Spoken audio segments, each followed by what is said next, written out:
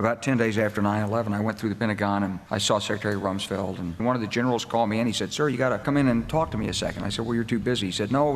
He says, "We've made the decision. We're going to war with Iraq." I said, "We're going to war with Iraq? Why?" He said, "I don't know."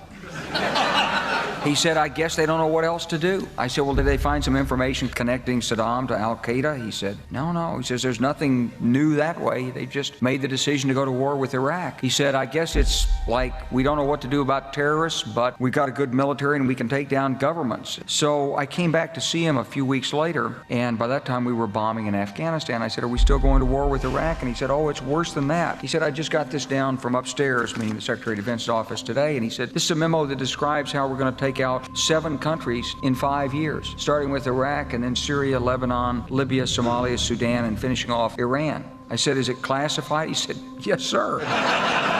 I said, "Well, don't show it to me."